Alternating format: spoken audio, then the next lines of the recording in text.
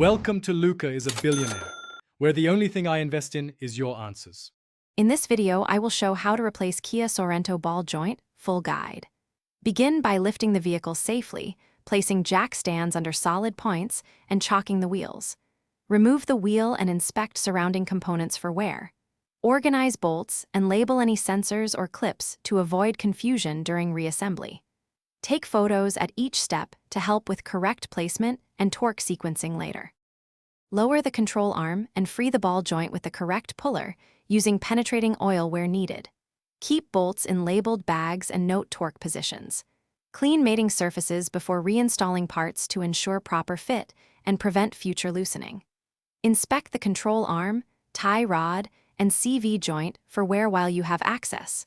Replace any damaged components before installing the new ball joint to avoid seat the new ball joint carefully and press it into place using a hydraulic press or ball joint tool to avoid damage.